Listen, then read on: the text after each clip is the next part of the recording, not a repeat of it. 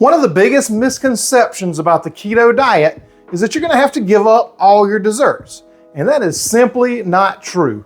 What you're gonna give up is the sugar, but I'm gonna show you what to use to make absolutely delicious desserts that are even better than the originals. Not only are they absolutely delicious, they're super simple to make, and these are all recipes that you've probably never seen before. If you've seen any of my dessert recipes, you probably have seen the lemon dessert video, which is my most popular video ever. So I wanted to take a step back into some of my older videos that you've probably never seen, but that are absolutely delicious, super simple to make. I've always said, if I can make it, anybody can make it. I'm not a professional cook, I'm not a pastry chef, and my recipes are super forgiving so that no matter what your cooking skill, if you watch my video all the way through, pick up the tips that I give you, you'll be able to make these desserts and they'll come out perfect every single time. All the keto dessert recipes I show you in this video are all low carb, they're all gluten-free, and they're all diabetic friendly. So make sure you share all these recipes with anybody you know that needs desserts like that. So today on Southern Keto, let's get into 10 of my favorite keto desserts that you've probably never seen.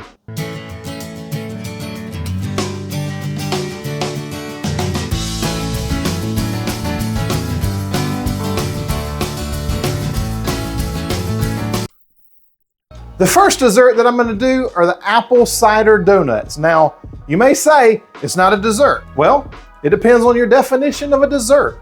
To me, a nice warm apple cider donut with a scoop of ice cream on it is just awesome. I didn't include my ice cream recipe, but I'll link it up at the top for you in case you wanna make that as well. And I'll leave it down in the description. The great thing about these donuts, they don't just have to be apple cider. You can use a different flavor extract. You can make maple, you can make almond, you can make chocolate. So let's get into these donuts and let me know what you think. It's that time of year when the leaves start to change colors. We can go up to the mountains here. We're in South Carolina, so we go right across the border to North Carolina and go apple picking. And one of the best things that you can get when you go are apple cider donuts. If you've never had one, you got to try them, but I'd recommend trying this version because it's going to be low carb, keto friendly, diabetic friendly, and delicious.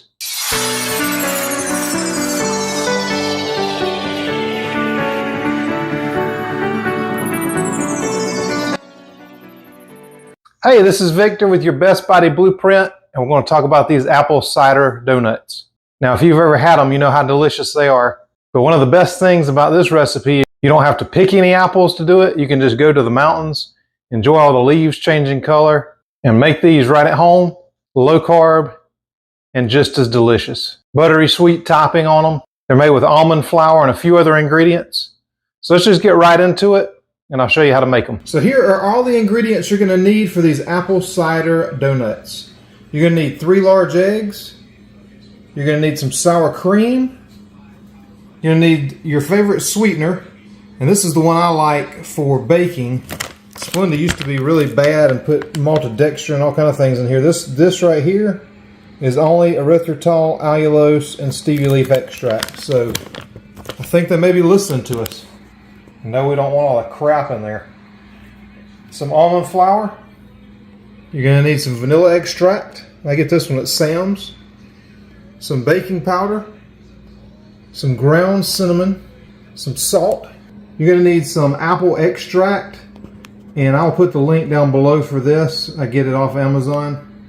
You're gonna need 1/3 of a cup of water. You're gonna need some apple cider vinegar. And you're going to need some butter, and Kerrygold is the best you can get. I'll make a video about that all on its own, about grass-fed beef, grass-fed dairy. So I'm going to measure everything out. I'll come back and make you some donuts that are easy enough for me to make. I'll see you in a minute. And I'm preheating my oven to 325 degrees.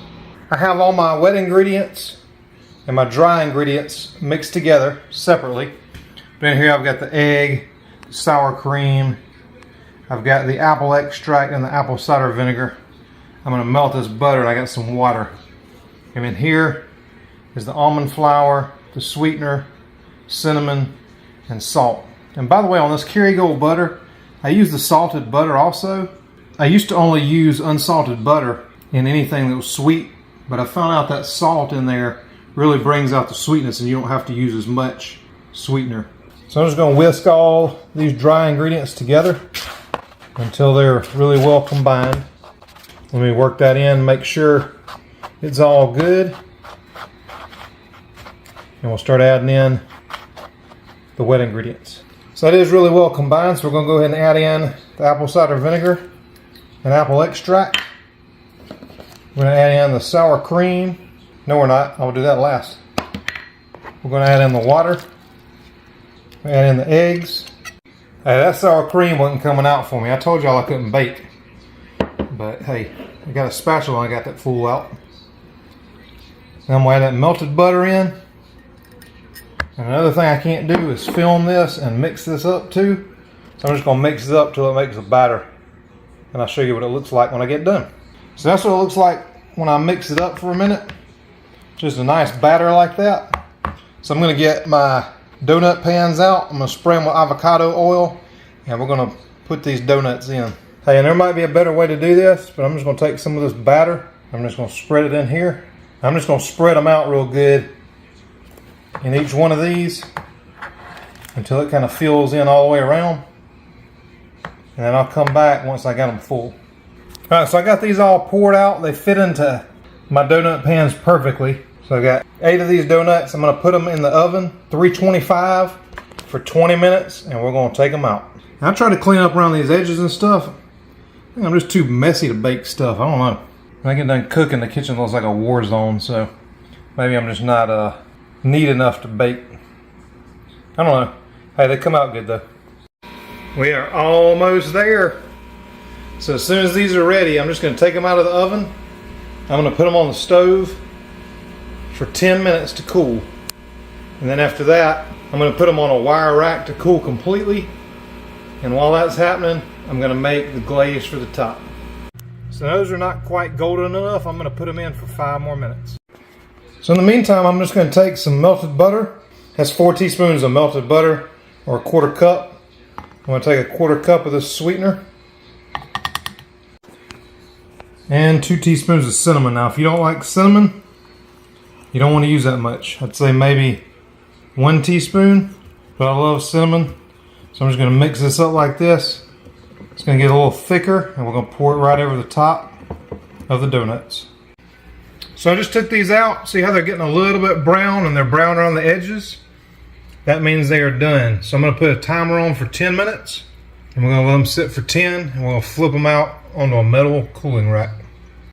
So after these are cool for 10 minutes, I'm going to turn them onto this cooling rack to fully cool. So this is what they look like when they come out. I'll let them cool for 10 minutes, and I'm going to put them back in those molds and put the topping on them. So now these are cooled. I'm just going to go ahead and just put a little bit of this all over the top, just like that. So I'm going to do the rest of them, and I will show you what it looks like when I'm done. I almost forgot to show you what they look like when they're done. I'm delivering these to somebody. This is what they look like once they're finished, and you are going to love them. And like I said, if you see me bake anything, rest assured you can bake it, because I am not a baker. If I can do it and it turns out like this, anybody can do it. The next dessert I want to do is a nice cookie. Now these are oatmeal butterscotch cookies. This one's also customizable. You just change the main ingredient to whatever flavor you like, and you can make some absolutely awesome cookies. If you're like me, you love a good cookie. And of course there's all the standard cookies like chocolate chip, peanut butter, and all the traditional cookies that you would expect. But have you ever heard of butterscotch oatmeal cookies or scotchies? I hadn't, but when I heard about them, I had to make them. And they're absolutely delicious. Stick around and I'm going to show you how to make them. So one of my subscribers, Persia, commented on another video that I did and asked me if I used keto chow. I said I do use it occasionally if I'm really busy and need a meal on the go. It's my go-to. She said they've got a new butterscotch flavor, and I totally miss oatmeal butterscotch cookies. I'm hoping someone can make a keto recipe with this. My dilemma was, how do I make oatmeal cookies low carb? I figured it out. And if someone comments on one of my videos asking me to make something, I try to do it. I enjoy helping people make their favorite standard American diet foods keto or low carb. So I think I've come up with the perfect butterscotch oatmeal cookie. Hope you enjoy it. We're gonna need a stick of Kerrygold Irish butter, or use your favorite butter, but man, it's hard to beat this stuff. You're gonna need 2 large eggs. You're gonna need some vanilla extract. Make sure you use the real stuff. You're gonna need some baking powder. You're gonna need some unsweetened coconut flakes. This is gonna make the texture of the oatmeal in this recipe. You're gonna need some of your favorite brown sugar sweetener, but not sugar. I really like this Splenda brand because the ingredients are so good now. You're gonna need some almond flour. And last, but certainly not least, you're gonna need a pack of this Keto Chow butterscotch. This stuff is great. It's gonna add some protein to it and a delicious flavor. Now, optionally, you can also get some Lily's butterscotch chips. I'd use about a half a cup in this recipe. I'll measure everything out and I'll show you how to put it together. So the first thing we need to do is preheat our oven to 350. Take this stick of butter, put this on low. I gotta cream this butter.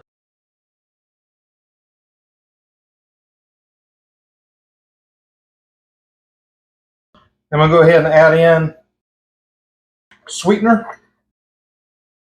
add in the vanilla. So I'll add in 1 egg. I'm gonna combine this all together and then we'll add the other egg in. So I'm just gonna go real low on this.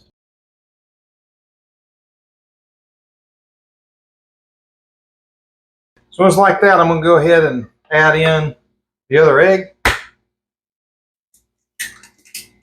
And I'm gonna mix this for a while until it is pretty smooth.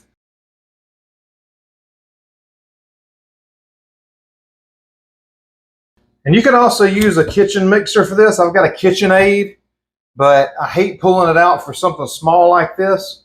So I just like using this hand mixer. So the next ingredients we're gonna mix in is coconut flour.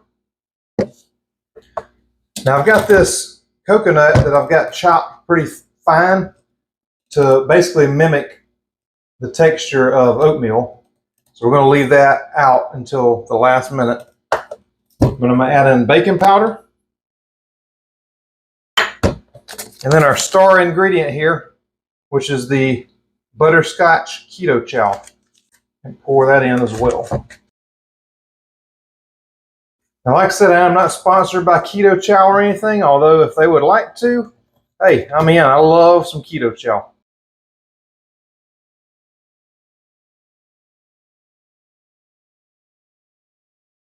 So I'll just mix the coconut in here.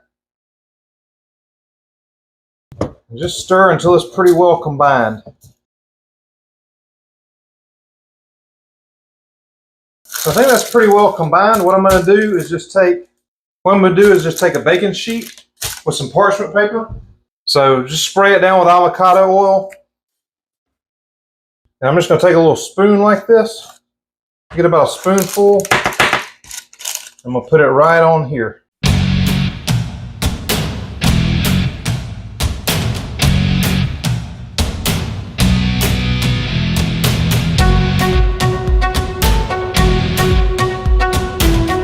Okay, so this is what we have.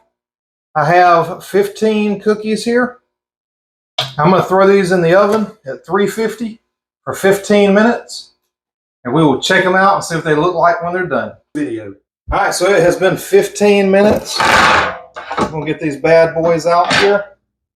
And what I'm going to do, I'm just going to take these off and put them on this cooling rack. So I'm going to let these cool for about 5 minutes, and I'll be right back. All right, so I'm going to give one of these a try. Let me show you what the texture looks like. Man, that looks delicious. Let me try this out. Man, that is ridiculous. Y'all are going to love these. I hope these will cure your cookie fix. I'm going to put a link to my sweet treats right over here, and you can check out more videos just like that. I'm going to go eat these butterscotch oatmeal cookies. Next up is a Southern classic. I usually make 2 or 3 of these a year. I freeze a couple for later for around the holidays, but they're great any time of year. Y'all, this is my pecan pie. There's nothing quite like an ooey, gooey pecan pie. Or is it pecan? Or is it pecan? Let me know in the comments what you say. I think mine's kind of a combination of all 3. Either way, it's a delicious pie, but normally loaded with a ton of sugar that you just don't want to put in your body. I've got a solution for it. I think I've made the ultimate keto, low-carb pecan pie. I'm gonna show you how to make it right after this. I say pecan, you say pecan, they say pecan. Doesn't matter who's right or who's wrong. The point is, it's delicious in a pie, especially around the holidays when the pecans come in. And if you have a tree outside like I do that you can get some off of, even better. But if not, you can find them at just about any store now.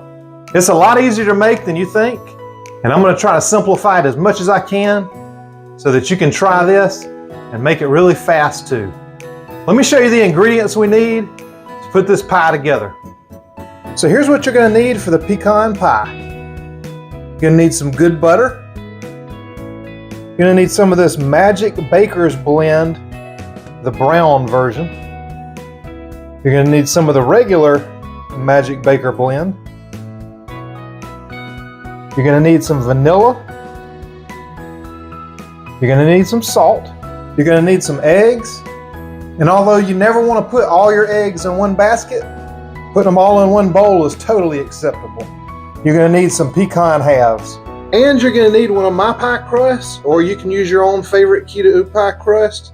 But mine's simple, delicious. It'll make your pecan pie come out perfect. I'll put a link to that video up top and in the description also.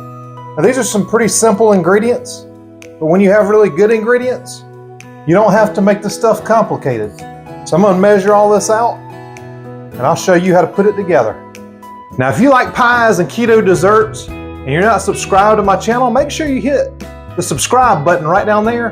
Hit the little bell beside it. Anytime I do a new keto dessert recipe, you'll know about it. I'm just going to turn on this pan to a medium heat. I'm going to go ahead and start melting this butter.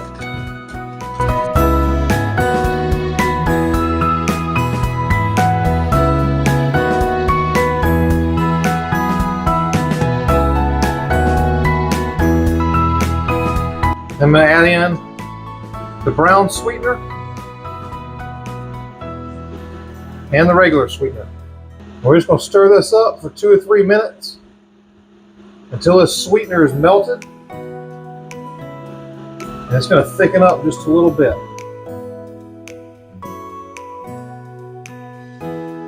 We're making like a basic caramel here.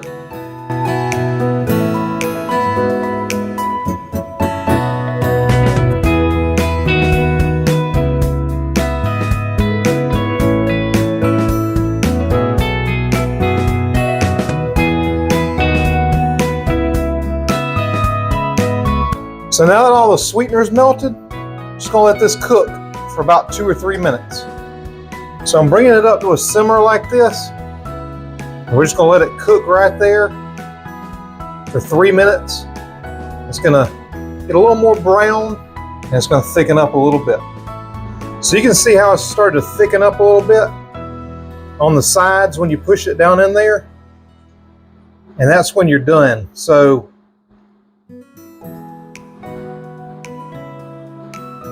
we're just going to take it off the heat and it's going to cool to room temperature. Now that this mixture has cooled down, we'll go ahead and add in the salt. Give that a little whisk to get it throughout.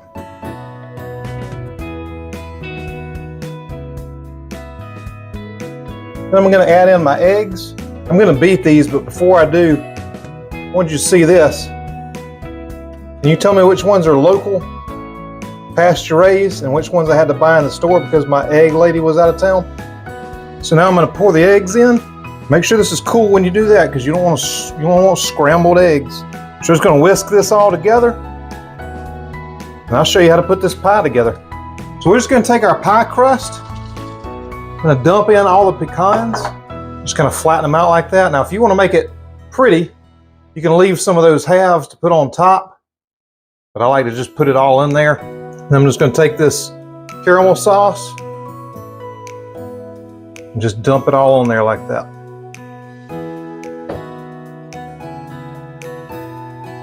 And my whisk just came apart. Did you see that? I get a new whisk. Anyway, I'm going to put this in that 325-degree oven. It's going to bake in there for about 45 minutes. Oh, I almost forgot to show you my trick. So before you put it in the oven, to keep this crust from burning like that, this is something I got from my grandmother. And I'll link the video up here on the easiest way that I found to make this. But I'm just going to put this ring right on top here, and that's going to keep that crust from burning. So I'm going to put this in the oven, and I'll show you what it looks like when it's done. And I forgot to add in my vanilla extract and maple extract. So I'm going to try this. Don't do like me, put this on ahead of time when you're mixing all the other stuff together, but I was just a little excited and I forgot. What I've done is a teaspoon of vanilla extract and a half teaspoon of maple extract. Some people don't like maple, so you can use all vanilla. You could use all maple if you wanted to. I'm just going to try my best to pour this on top and figure out how it's going to come out. Just try to evenly distribute it. But yeah, make sure you don't do like me. Put it in the beginning. We'll put it in the oven and see what happens. So after 45 minutes, this is what it looks like. Let's take this ring off first and see if it did its job. And it did. The crust is nice and brown, but it is not burned. And what you're looking for here is when you shake this, it should be just a little bit jiggly, but not much. So we're just gonna let this cool. And then as soon as it's cool, we can go ahead and enjoy this delicious pecan pie. Now, does that look delicious or what? I hope you make this and you'll find it just as delicious as I do. If you need something to have before you have the pecan pie, I'm gonna put a playlist on this side and a video on the other of things that'll go great with this pecan pie, or pecan, however you want to say it. Let's just say it's delicious and just enjoy it.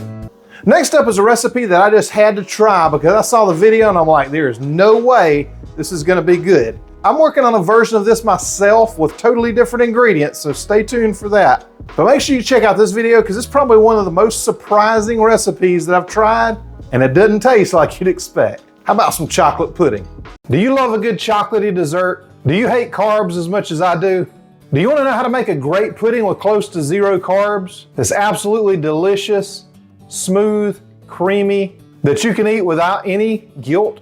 If so, you're in the right place. I'm going to show you this chocolate pudding recipe right after this. Now for this pudding, we're going to use a little bit of an unexpected ingredient, but hear me out on this, and believe me when I tell you, you're not going to taste the ingredient. You're not going to smell it like you think you would. You probably thought I lost my mind. I believe the first time I saw this recipe was maybe Maria Emmerich had this video. Now I'll put a link to that one down below too if you want to check it out. I was real hesitant to try it, I ain't gonna lie. But once I did, now I make it over and over again. It's one of my favorite desserts when I'm craving something chocolate, other than my Reese's peanut butter cups, and those are phenomenal. But if you want something a little bit lighter, creamier, and delicious, give this one a shot. But enough of that, let's get in the kitchen and let me show you what you need to put together this chocolate pudding. Now the first thing you're gonna need to put together this chocolate pudding is 10 hard-boiled eggs. And if you wanna see the absolute easiest way you can hard-boil eggs with no mess and no stress, I'm gonna put a link to my video right up there in the corner and also in the description to show you the easiest way I've ever found to do it. The next thing you're gonna need is either some chocolate collagen powder, which I happen to have on hand, or you can just use some unsweetened cocoa, and I love this Hershey's version because it's just cocoa powder and alkali. They don't have a bunch of crap in there that you have to worry about. So it's super simple. You can find this just about anywhere. You can use the dark chocolate or just your favorite low-carb chocolate. The next thing you're gonna need is your favorite sweetener, and you know I love the Splenda Magic Baker's Blend. Now I get a bunch of crap in the comments about using Splenda. This is not Splenda. This is not the original Splenda. This is the Magic Baker's blend. So all it has in it is allulose, erythritol, and stevia. So if you don't like those 3 ingredients, don't use it. But it doesn't have the maltodextrin. It's not the original Splenda. So hey, keto police, calm it down. The next ingredient in here is one of my absolute favorites. I feel like it's so underused because it has so much good fat in it, so much flavor, and adds a richness and creaminess to just about anything. It is this beautiful coconut milk. Make sure you look at the ingredients. You don't want a bunch of junk in there. Just coconut milk, full fat. Don't get that light stuff. All that is water added to the coconut milk. If you want to do that, do it yourself. Don't pay for it.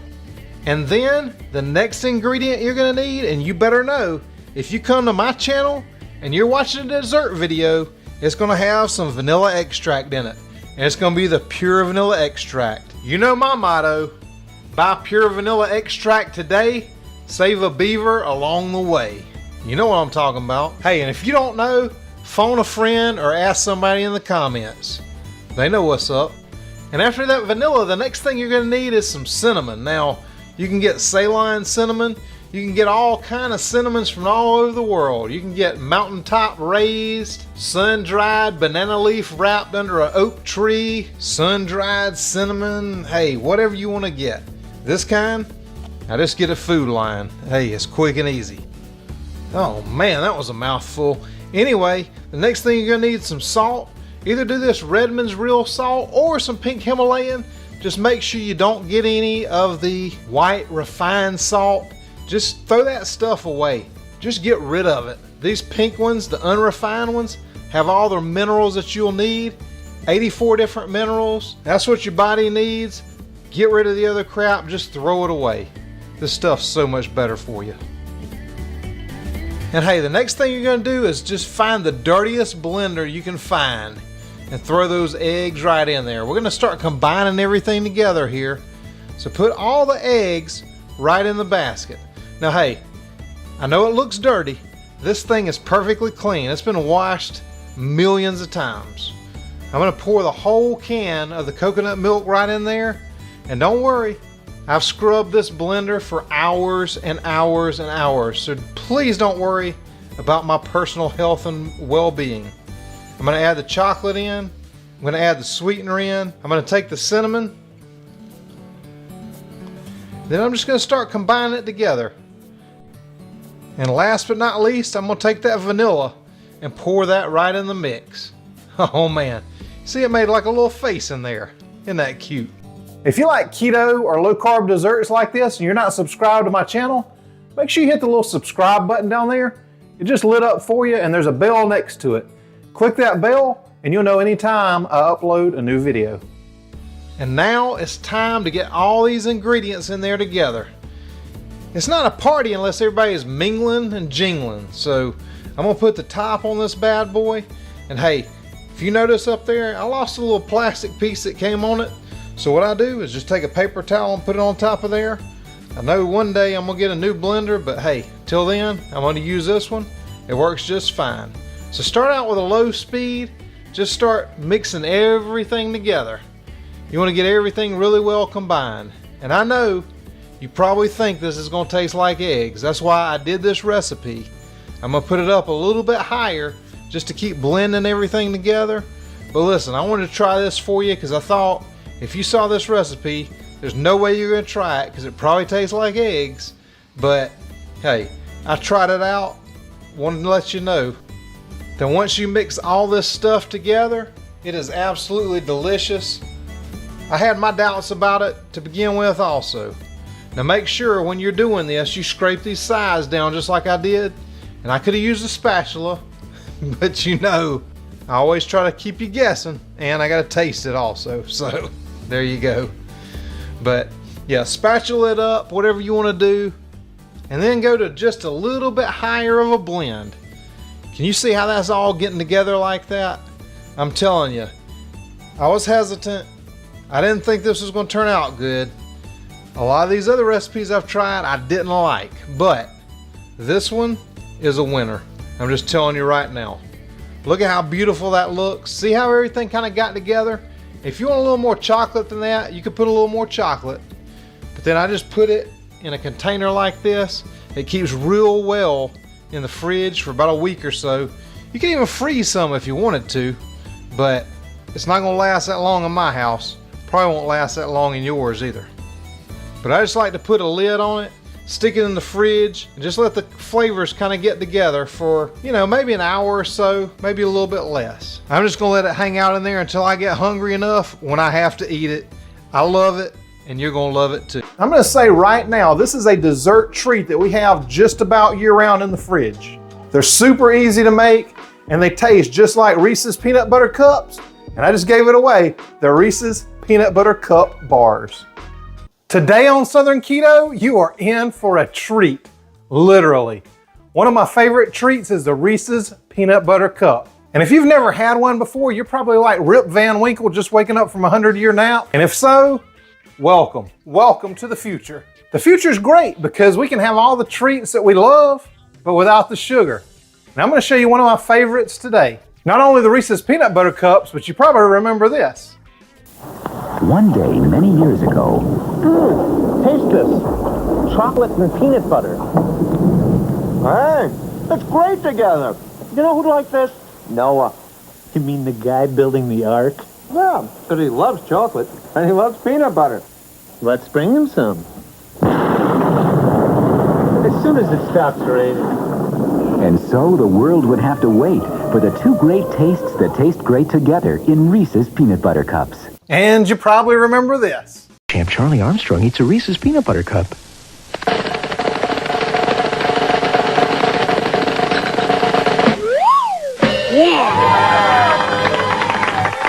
There's no wrong way to eat a Reese's. I feel like this is one of my best recipes that exactly replicates the original, but without all the nasty ingredients. You'll be able to pronounce all this stuff. It has no sugar, and it's absolutely delicious. So let's talk about these Reese's peanut butter cup bars. This is one of our go-to treats or desserts, I guess you'd say, for us. We make these a lot. And I'm telling you, once you try it, it's gonna be one of your favorites too. And it's super easy. It's one of those things even I can make. So if I can make it, anybody can make it. Now this recipe captures not only the taste, but the texture, the mouthfeel, and that nice glossy chocolate covering. Oh man. So let's get right into it. Let me show you what you're gonna need to put together Reese's peanut butter cup bars. The first thing you're gonna need is some chocolate. Now you can either use a Lily's baking bar or you can use chips like this. This is about a half cup. And if you actually wanna make these into peanut butter cups, I'll link the video up top and in the description to show you how to do that, and you'll need a little more chocolate for that. The next thing you're gonna need is some peanut butter powder. Now this is what gives it the perfect consistency and mouthfeel in the middle. And you don't have to get the name brand. I get this one at Walmart and it works just great. The next thing you're gonna need is some natural peanut butter. Now make sure you look at the ingredients because they stuff a lot of seed oils into these. This is just the peanuts and salt. I would definitely recommend using smooth peanut butter for the right texture, but I had the chunky on hand, so that's what I used. Always use what you got. The next thing you're gonna need is some pure vanilla extract. Now, you know by now, use the real vanilla extract because only you can help save the beavers. And then you're just gonna need some powdered sweetener or confectioner's sweetener. If you don't have this on hand, but you've got some other sweetener, just throw it in a blender for a little bit until it becomes a powder, and you've got it. The next thing you're gonna need is some salt. Either use Redmond's real salt or the pink Himalayan. You're gonna need a stick of butter and a half. So just make sure you get a good quality butter like this Kerrygold or the grass-fed from Aldi. And you're gonna need some coconut oil. Now you could use all butter if you don't have coconut, but this gives it that glossy look on the top. And before you freak out, you can look down below in the description. I've got all the amounts written out right there for you so you don't have to follow along. First thing we need to do is melt our butter. So I'll take all the butter, I'm gonna put it in a microwave safe bowl. I'm gonna throw it in the microwave for about 45 seconds, and I'm just gonna check it along the way and make sure that it doesn't pop or catch on fire. Now I'm going to measure out my peanut butter, and you're going to need 3/4 of a cup of this. And if you don't use a fancy little measuring container to try to be cool in a video, you probably won't spill all that on the side like that. But just measure out 3/4 of a cup. I needed a little snack anyway, so there we go. I'm going to make sure I cleaned it up real good. And hey, if you want to spill a little bit on purpose or just eat a little bit right out of the jar, hey, that's your prerogative. I ain't judging nobody. Now that all that stressful measuring is over, I'm just going to put it into the bowl, because this also I'm going to put in the microwave for just a few seconds just to kind of get it a little bit soft, because we're going to mix that together with that melted butter in just a minute. So I'm going to put this on 30 seconds. That should be perfect, and then we'll go on to the next step. If you like keto desserts and keto treats, make sure you subscribe to my channel right now here. Hit the bell beside it. Anytime I do a treat video, a dessert video, or anything else, you're going to know about it. So the next thing you want to do is add all that softened peanut butter to your melted butter mixture. And then we're just going to combine it all together and get it nice and smooth. And when you're done combining it together proper, it should be very, very liquidy. And I know it seems weird, but trust me, this is what you want. It's going to be like a soup. Then we're going to go ahead and add in our pure vanilla extract. And then I'm going to go in with the sweetener. Now you can add just a little bit. Once you get done with this step, you can taste it and make sure it's as sweet as you want it to be. You can always add a little bit more. I feel like this is a good amount and it gets the taste right. But just combine everything together. Make sure it's nice and smooth. And then make sure you put the salt in. I know you may think it's a weird thing to put salt in something sweet, but it really brings out the sweetness, and you don't have to use as much sweetener if you put salt in there. The next thing we're going to do is mix in the peanut butter powder. Now this is what's going to give it the consistency that you want. It is absolutely delicious, and this is just a good ingredient to use anyway.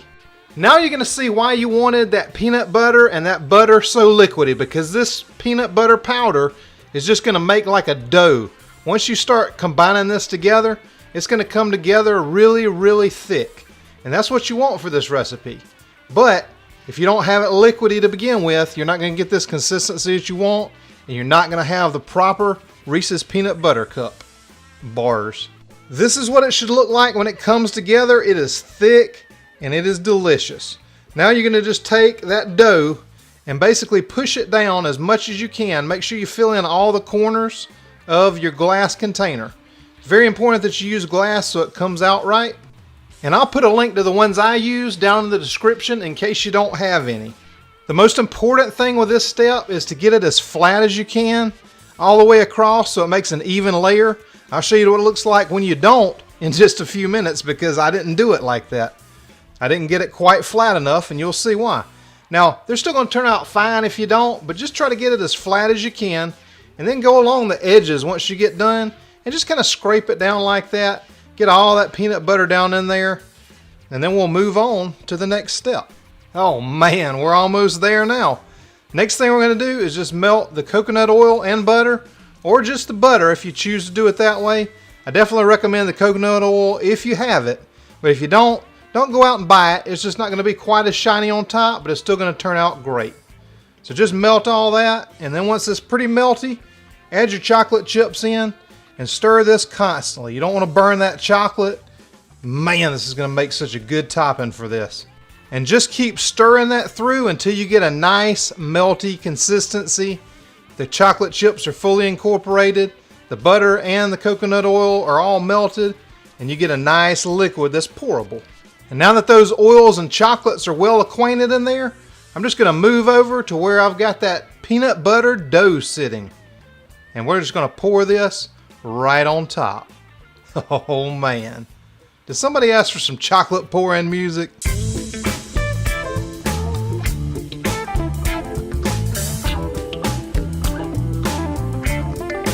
And would you look at this little fool right here? He already found some peanut butter that I dropped on the floor and already scarfed it up. Now he wants more. Now once you've got that chocolate layer poured on top, this is what it should look like. Oh man, you see how shiny that is already? And it hasn't even been cooled and refrigerated yet. This is just the way it's come out so far. Let me show you the side of this, and you'll see why I said the flatter you get it, the better it is. Now, like I said, it's still going to be fine, but you know, if you want a good presentation, a little better than what I did anyway, make it as flat as you can. And now it's time to go into the fridge, where you can leave it for at least a couple hours, maybe a little longer if you got that kind of time, just as long as you can stand it until you gotta have some. After that time period's up, we're gonna go ahead and take these out, and we're gonna see what they look like. Oh, they good. Now let me show you how to take them out of your glass container. Once they're cool, it's not too hard to do.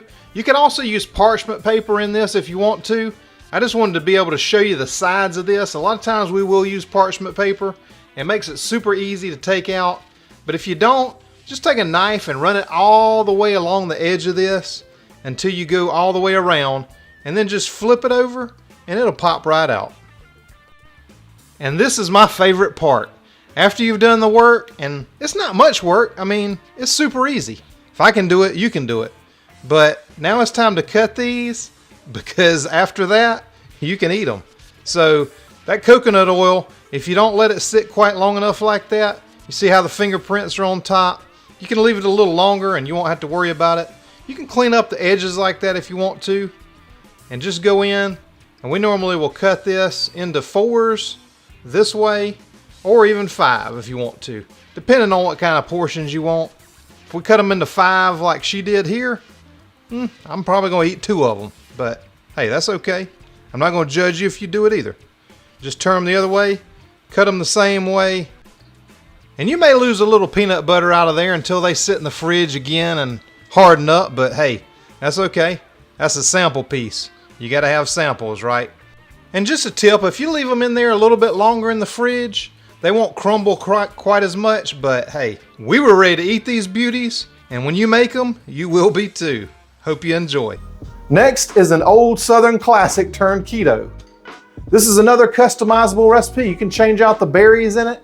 I use blackberries in this, but you can use strawberries, raspberries, blueberries, whatever you like. Let's get into a keto cobbler. This is one of my absolute favorite times of year. It's when the fresh berries start to come in. And if you're following the keto or low carb lifestyle, berries are your friend. I mean, if you like sweet stuff like I do. Berries are one of the best fruits that you can have because they're low in carbs, they're high in fiber, and they're not going to spike your blood sugar, and they're not going to take you out of ketosis unless you eat a ton of them. My favorites are strawberries, blueberries, and probably my overall favorite is blackberries. They have a great sweetness, but they also have a little bit of bitter in there. It's just a great rounded flavor, and when you put it in a cobbler, you've really got something. But the problem is a low-carb keto cobbler is hard to come across.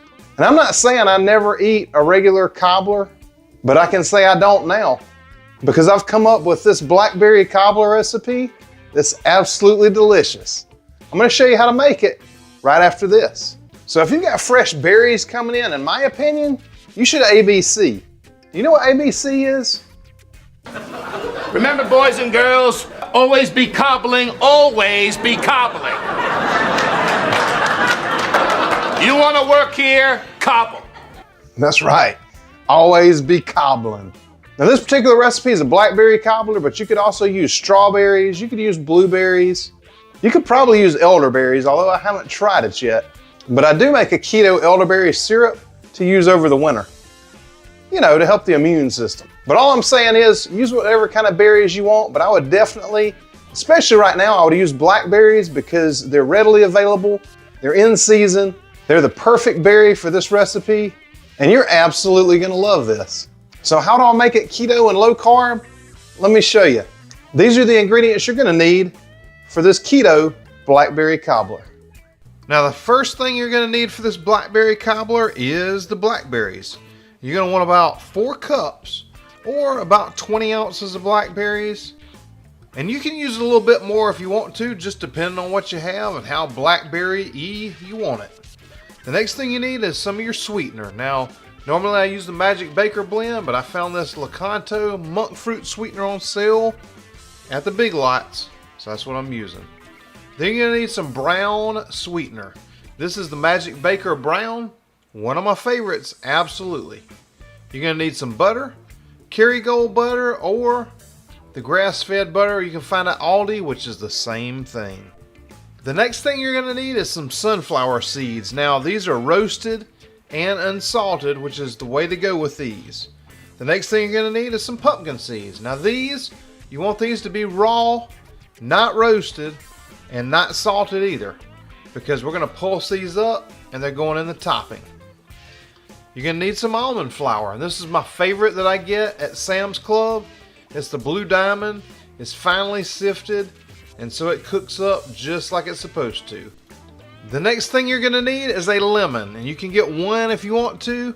I usually buy them by the bag at Aldi because they're so super inexpensive, and I use them in a lot of things, just like my lemon dessert.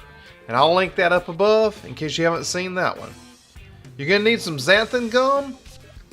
This is going to help thicken up this cobbler, and this is an essential ingredient in keto cooking. So if you don't have xanthan gum, go out and get you some. You're going to need it for a lot of my recipes for sure. Now we're going to take these pumpkin seeds and put them right into my little Ninja blender. And I always link all my kitchen tools down in the description, so if you ever need anything, you'll know where to find it. So I'm just going to give this a pulse. Now you don't want to blend this. You just want tiny pieces. And there are going to be some of these pumpkin seeds that are still whole like that. And if you see that, you want to go just a little bit more. You want most of them to be pretty pulsed up, but a few of the whole ones are just fine. This is the way I like to do mine, just like that. This is going to get cooked in just a minute as our crumbly topping. Oh man. So you want to go ahead and preheat your oven to 350 degrees. That's all you need. It's perfect for this recipe. Now take your yellow mixing bowl, and if you don't have a yellow mixing bowl, it just ain't gonna come out right. But put your pulsed pumpkin seeds and put your sunflower seeds in there together, and then we'll go ahead and go in with that brown sweetener. Oh man. And then put that almond flour in there. We're gonna mix all this up. This is gonna make our crumbly topping. And just make sure you put that xanthan gum in there too. That's what's gonna help thicken it up. And if you need to do a little more after you try this recipe, you can always add a little more. But go in and break up all of that brown sweetener. This stuff tends to clump up. Now I've heard that the Lakanto monk fruit brown doesn't clump up as much as this, but I just love the flavor of this, so that's why I use it. Next thing you're gonna do is prepare your butter. Now for this crumb topping, and hey, some people might call this a crisp, but where I come from, this is a southern cobbler, so that's what I'm calling it. It's a cobbler. You can call it a crisp if you want to. Hey, we can argue about it. I don't really care. This is the way my Nana did it. It was a cobbler. But then again, when she made it with apples, she called it an apple crisp, so I'm not really sure. Anyway, you're going to take your butter as best you can because it's been softened up, so it's real soft right now. And just cut it into as small pieces as you can. Whatever the best you can do is. And we're going to fold that in to the other stuff here in just a minute.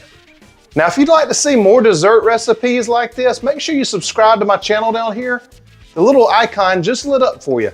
Hit the bell next to it, and anytime I do a new dessert recipe or any other recipe, you're going to know about it. So now we'll take that butter as good as you can cut it up and just put a little bit at a time into this other dry mix. And then just kind of spread it out in there the best you can. Put little pieces of that grass-fed butter all over the place.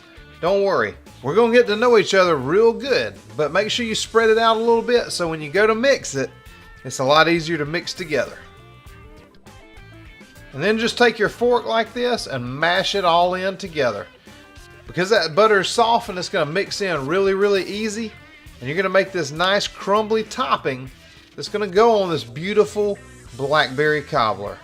Oh man, looks like, huh? Oh, we need some crumble music? You got it.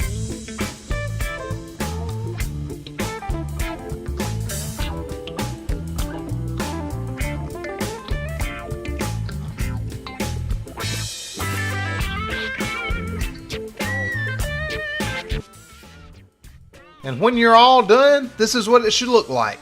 It shouldn't be fully incorporated. You want little chunks throughout. It's a nice crumbly topping for this cobbler. Now I have an 8x8 pan here. I'm gonna go ahead and spray it down with some good olive oil spray. And you can use avocado oil if you want to. I actually like that better, but I was out of it, so I always encourage you to use what you got. Then I'm gonna take a huge bowl and I'm gonna go ahead and put in those blackberries. Oh man. We're gonna go ahead and make the filling here. So pick out any little bad pieces you got or whatever, and any bad berries, and we're gonna go right in with some almond flour. Just sprinkle it around the best you can. I know it's thick. I know it's hard to spread around, but just do the best you can. Now, I'm gonna take my lemon juicer, and I'll put a link in the description to that. But I'm gonna take half a lemon, if I can keep it from falling, and I'm just gonna juice that right into this blackberry and almond flour mix. Oh man. Squeeze it nice and tight, get all that juice out of there. It's gonna make a nice little addition to this. Now I'm gonna put in some more xanthan gum. This is gonna thicken up this filling, and you absolutely need that. Then we're gonna take some of the sweetener and put it in also, because we want a little bit of sweetness, because the berries are a little bit, you know, tart. So we're gonna offset that just a little bit with some sweetener. Oh man, let's go in with one more. Oh yeah. And that's where we're at once we put all the ingredients in. Now we just got to go in. We're going to start stirring this up. We want to get this all together. So we'll do that, and I'll see you back in just a minute. Now after that's all well combined and proper, we're going to go ahead and pour it right into that 8x8 baking pan. And listen, if any of that just happens to fall on the counter, just scoop it up, taste it, make sure it tastes good. I ain't gonna tell anybody if you don't. Can I just tell you right now, this is gonna be some good eating tonight.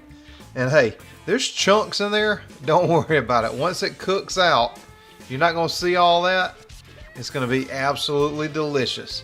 Just push it down as much as you can in there. Try to get a nice flat layer, because what we're trying to do is prepare this base for that crumbly topping. And now the next step is we got to get our crumbly topping. We've already made it, and we just got to start sprinkling that right on top. You just want to evenly distribute it over that whole blackberry base layer. Oh man, this is gonna be good. See how beautiful that looks already? Well, it's about to get a whole lot better as soon as we move on to the next step. Just make sure you press it down real good in there like that, and then it's ready to take a trip to the oven. So let's go right over to the oven, put that in there, and we're going to put it on for 30 minutes.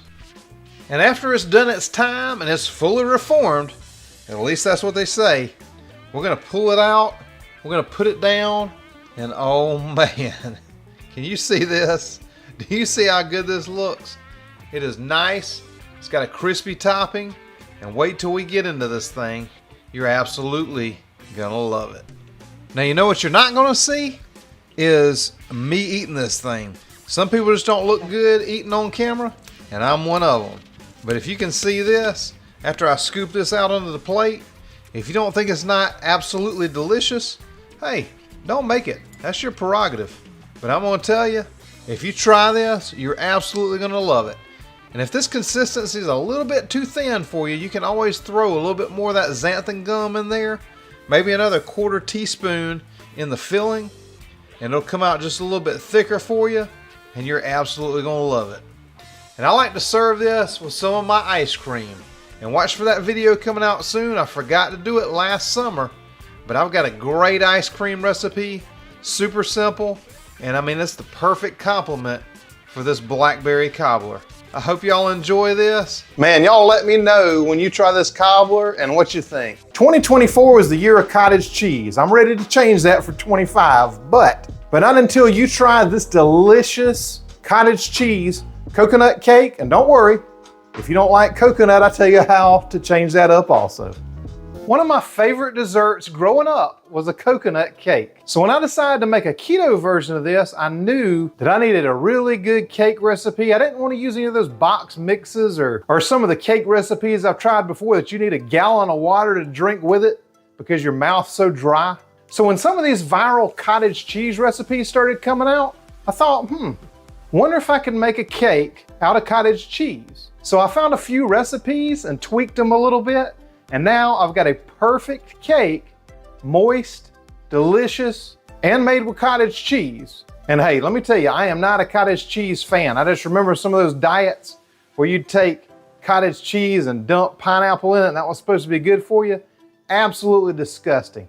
This, in this cake, absolutely delicious. It's a game changer. This delicious coconut cake, a creamy cream cheese icing on top. If you like coconut and coconut cake, this one's for you right after this. I don't like trying a lot of these viral recipes. I'm just kind of a simple guy. I like good food made with simple ingredients. But when I saw a lot of people making stuff with cottage cheese, I'm like, well, I'm gonna give it a shot.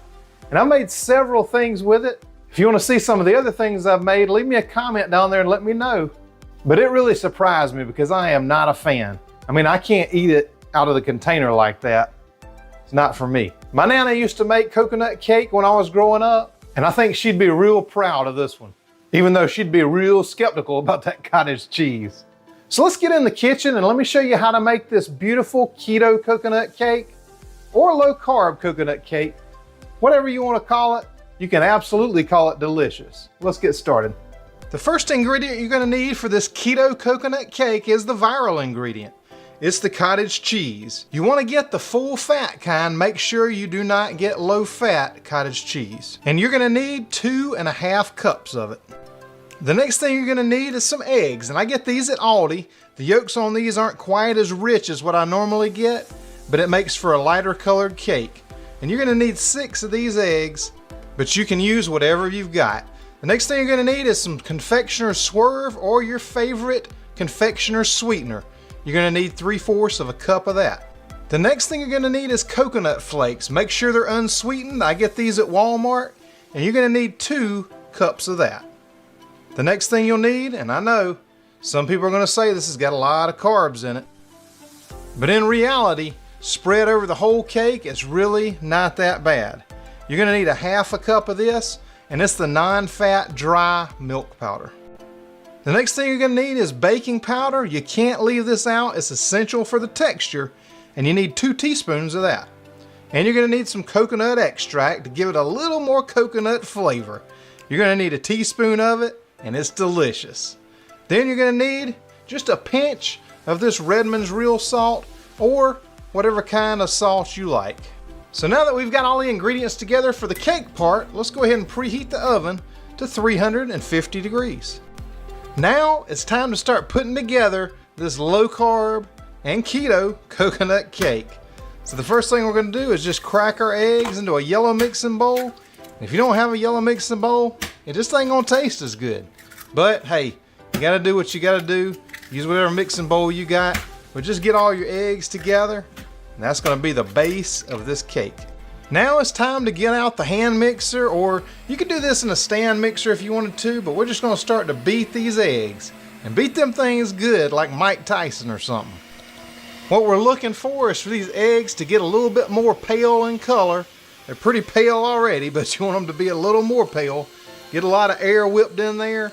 Make sure they're creamy and got plenty of air bubbles like that before you move on to the next step. Now the next thing we're going to do is measure out this cottage cheese and dump that right into the yellow bowl also. And you see how the cottage cheese has those little lumps and bumps in it like that? Well, we're about to take care of that little issue because you want this to be absolutely smooth to get the right texture for this cake. Man, this is going to be good. I know you're going to love it. Now you're going to need yourself an immersion blender. This is just the easiest kitchen tool for mixing things right in the bowls that you put them in. I use it to make my Duke's mayonnaise, my Duke's mayonnaise 2.0, my bacon mayonnaise. I use this thing for all kinds of stuff. So if you don't have one, I'll leave a link down in the description for the one I use. But you absolutely need to get one of these. It makes your life in the kitchen so much easier. Now that you've got it all blended up nice and smooth and all the lumps and chunks are out of it, we're just gonna go in with our coconut flakes. And of course, this is gonna add to the texture of it. And of course, it's gonna add some coconut taste because this is a coconut cake, right? Now that you got all the coconut in, it's time to go in with that non-fat milk powder.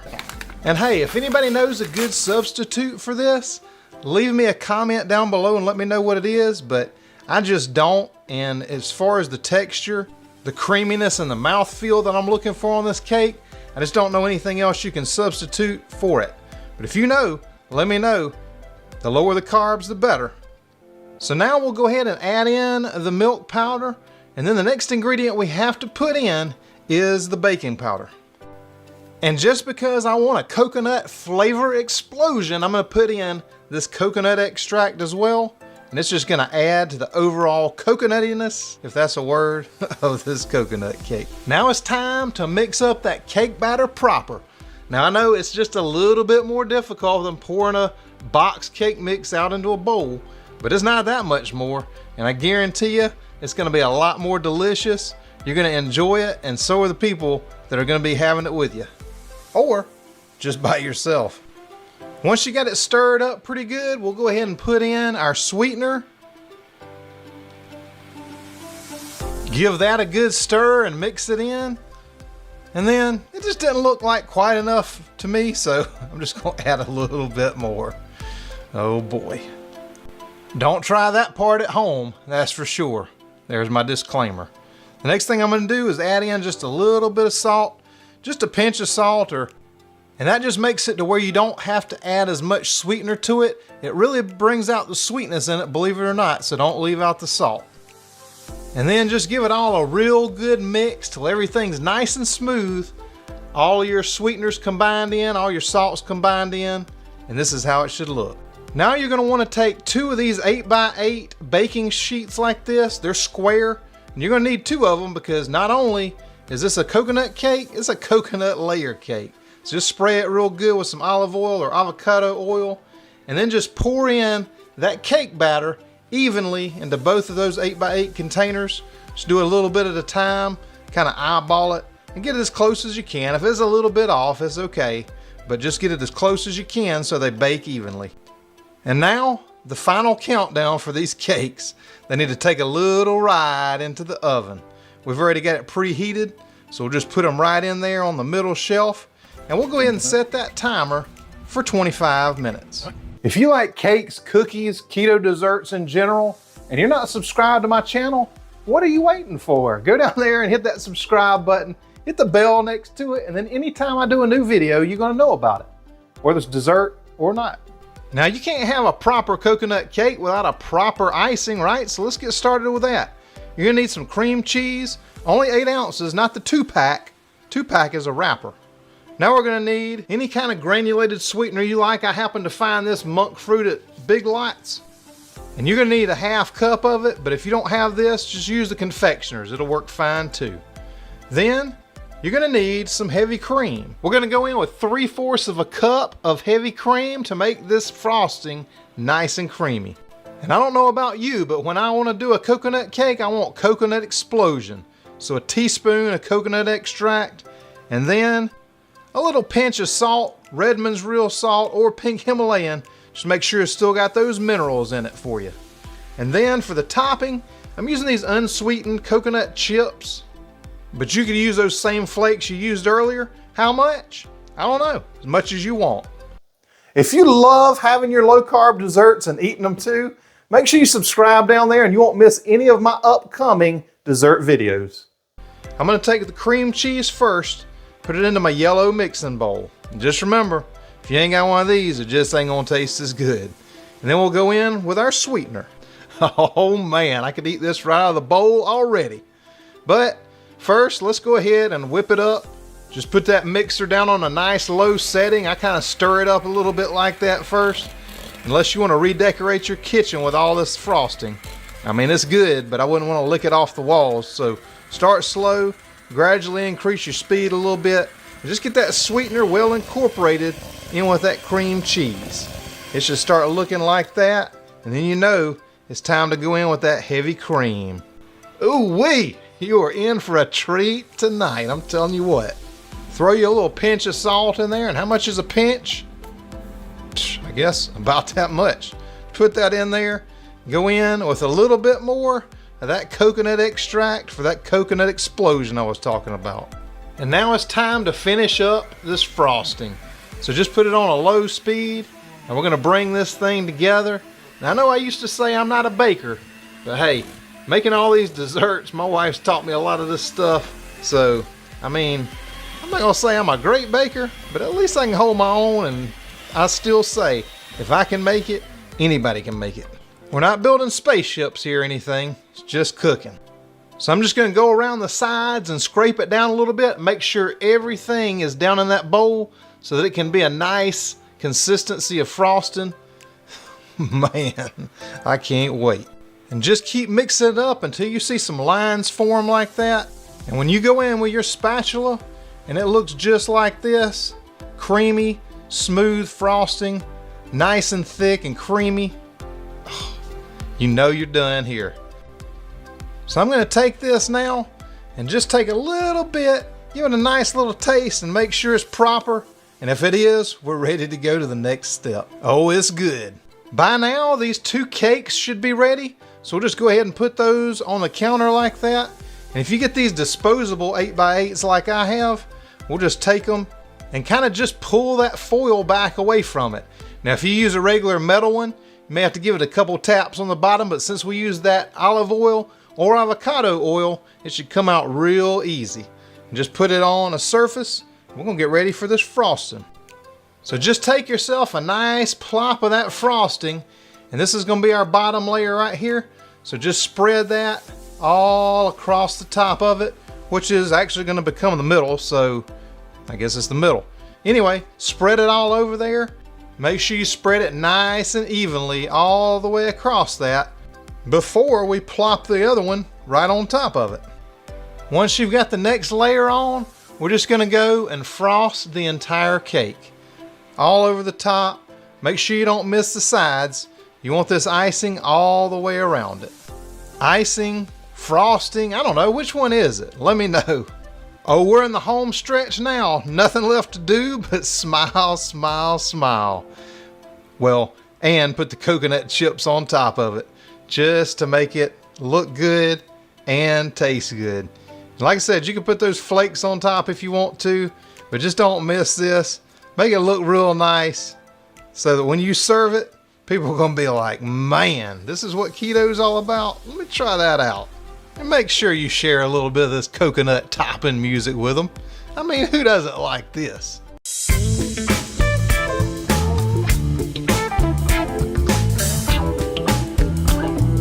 And there you have it.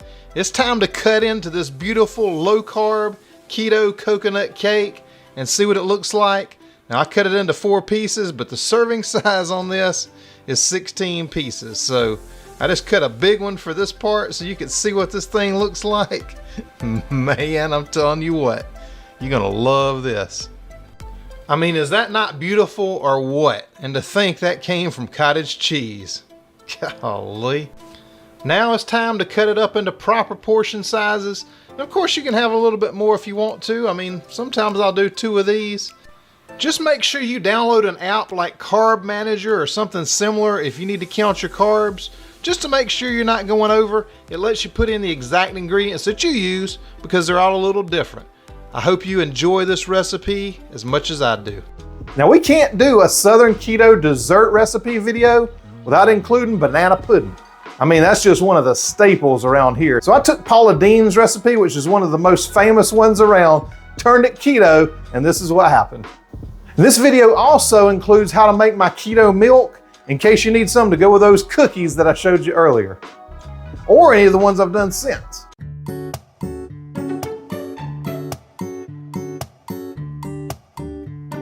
Today on Southern Keto, I've got a Southern classic for you. I wanted to make a version of my Nana's banana pudding. That's a mouthful.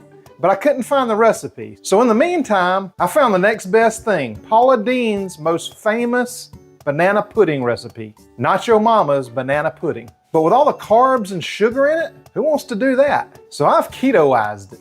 This is a creamy, sweet, southern favorite that you can eat with no guilt now. So this is Not Your Mama's banana pudding, keto style. Stick around. One thing that I've been missing, and I'm sure you may have been missing it too if you grew up on banana pudding, is a good banana pudding recipe. There weren't many out there, so I decided to go and create this one based off Paula Deen's, and I think you'll agree it's even better than the original. I'm also going to show you how to make keto milk, and even as much as I talk, I couldn't dedicate a whole video to this, so anytime I use keto milk in any of my recipes, I'll refer you right back to this video where you can see how I make it. And I'll show you how to make not your mama's banana pudding, but a banana pudding you can enjoy guilt-free.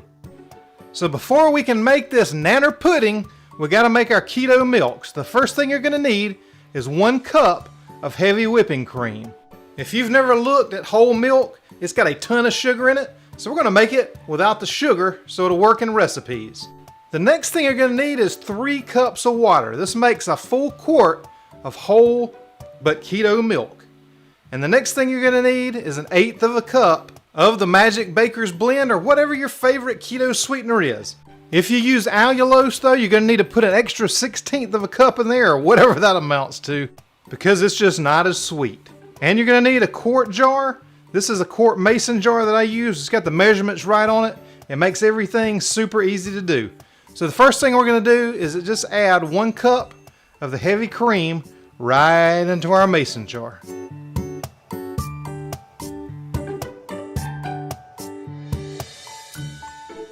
And this is why I like having the measurements right on there, because it makes it real easy to see right there at 1 cup. Now we're going to go in with our 1/8 of a cup of sweetener. I know that's a 1/4 cup right there, but hey, I just filled it up halfway. I can still math. And then the next thing to do is just fill it up the rest of the way with some good filtered water.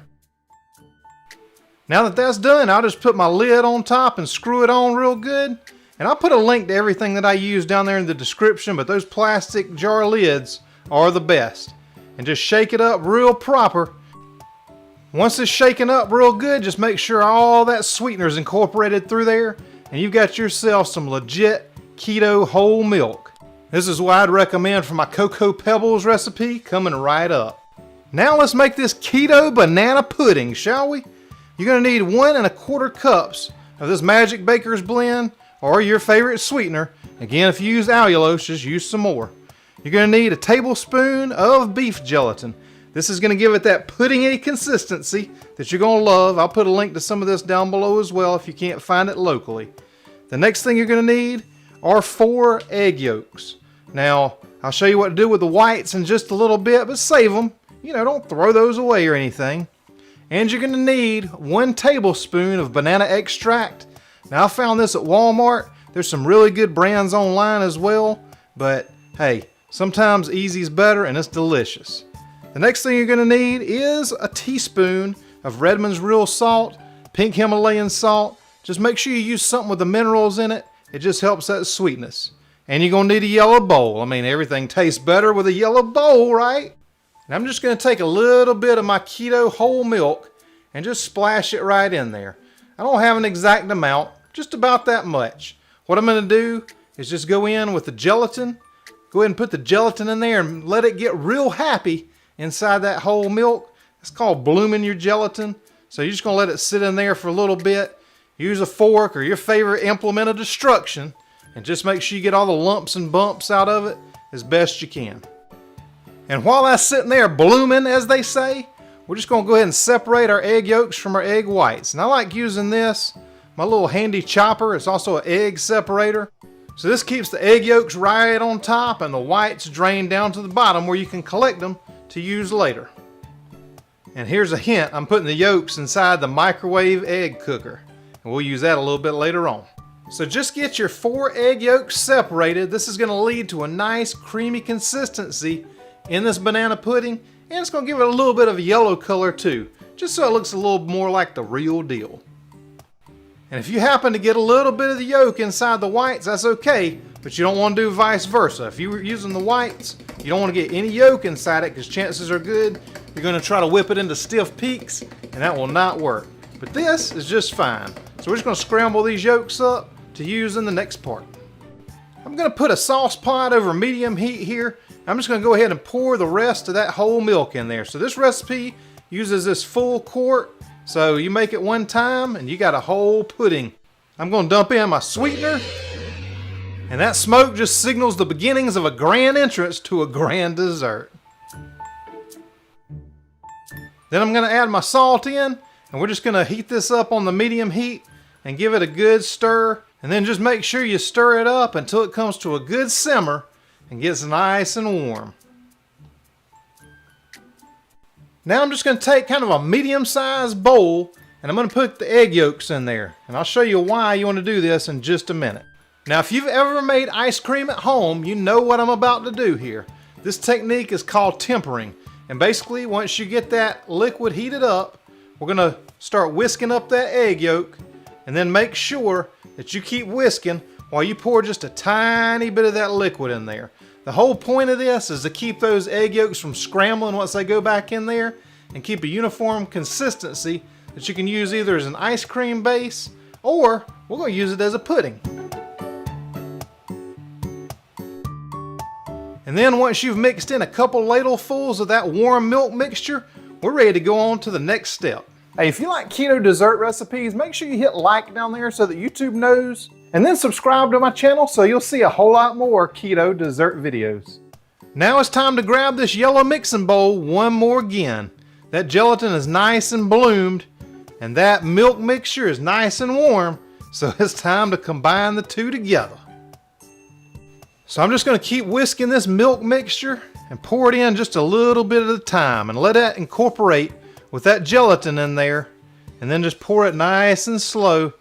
Make sure it's fully incorporating, and we're almost all the way to pudding.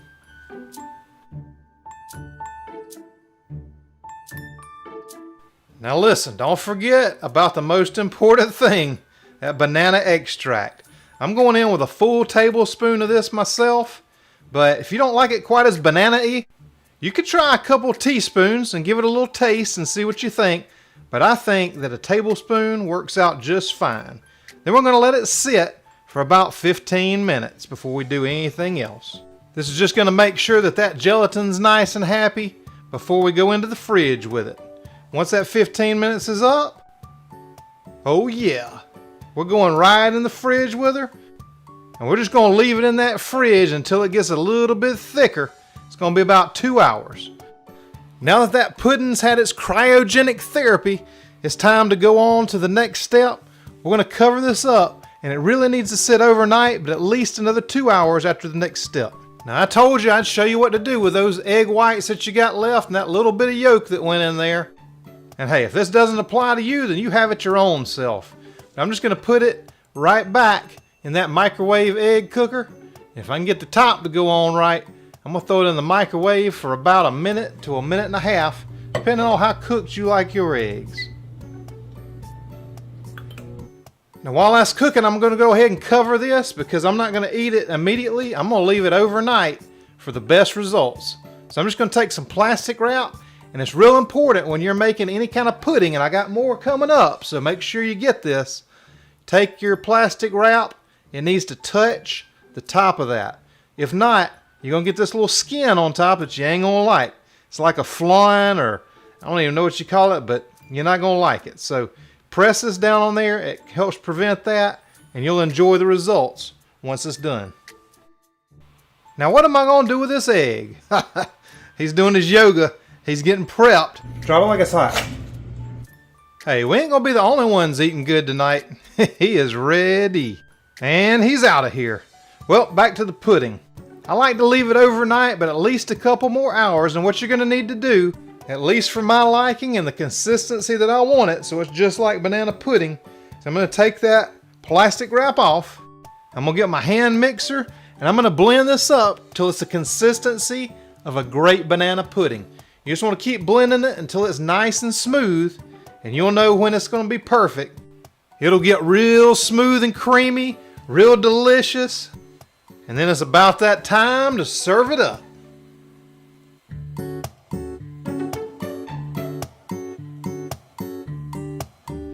Now these Nilla wafers are optional, but for me, for banana pudding, I gotta have it. So this high key vanilla wafers, I'll put a link to them down below as well. But the whole pack of these only has 2 grams of net carbs.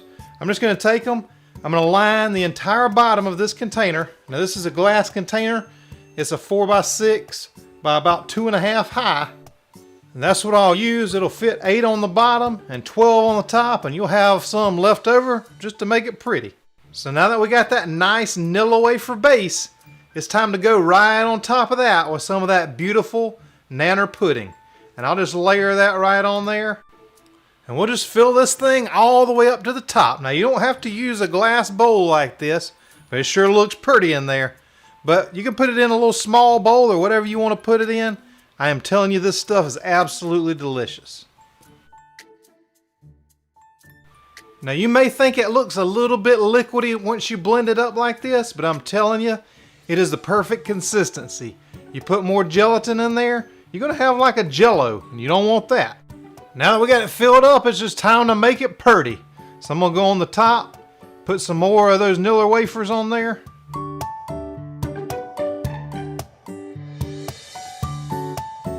Hey, don't mind me. I'm just making mine real pretty like Paula Deen did. I mean, look at that thing right there. That is a thing of beauty. And you know how I do. This thing has been non-keto approved for taste also. Now Paula didn't do this on her recipe. I guess she just ain't quite as fancy as I am. But I'm going to have to kick it up just a little bit more with some of this zero sugar Ready Whip. Just to one-up Paula Deen. And then the last thing I'm going to do just to make a pretty picture is just put some of these Nilla wafer crumbles on the top of it and make it look real good.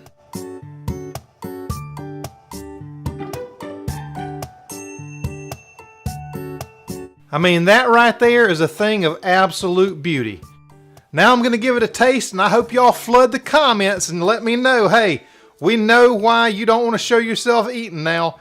You don't look good doing it, so please leave me them comments. But it's absolutely delicious, I'm telling you that right now.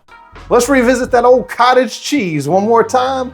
This is a cottage cheese pie that I think you'll absolutely love. Now listen, I know what you're thinking.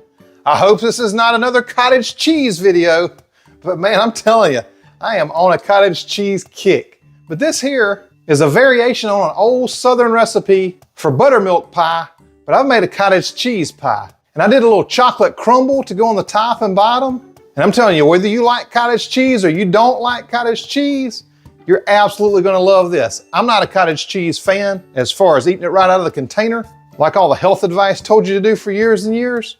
But hey, give it to me in a pie. It's high protein, low carb. I am all in.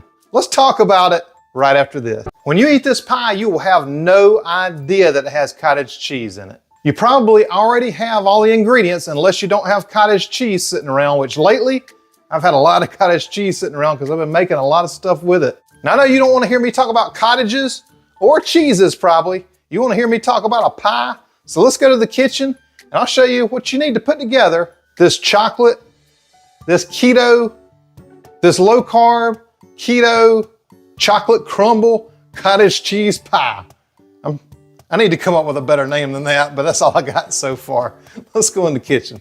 So the first thing you're gonna need for this keto pie is some cottage cheese. Make sure you get the full fat, 4%. You're gonna need 3.5 cups of it. The next thing you're gonna need is 3 eggs. Now I get these at Aldi, or a lot of times I'll get them from my local farm. Free range is important, and if you get them local, just know how they're raised. You're gonna need some dark chocolate, or whatever kind of cocoa powder you like. You're gonna need 2 tablespoons of that. Then you're gonna need my favorite Splenda Magic Baker's Blend. You're gonna need 1.25 cups of it, plus a little bit for the top if you want that crumble to be just a little sweeter. The next thing you're gonna need is some psyllium husk powder. You're gonna need 4 tablespoons of it, or a little less depending on how you want your texture. The 4 tablespoons gives it a pretty firm, almost gelatinous top and bottom. So if you don't like that, you can use a little less. Now go ahead and preheat your oven to 350 degrees. That's the temperature that we're going to bake this at.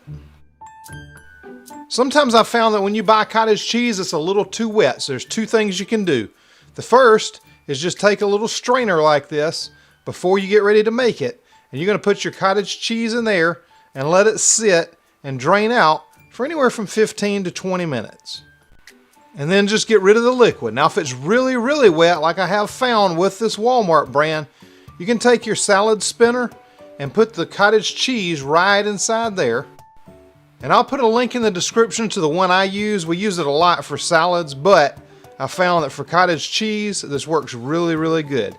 So you'll just put the lid on it, you know, if you can figure out how to do it, and then snap it into place and just turn that handle around and around, or if you've got one with a string on it, you can pull that.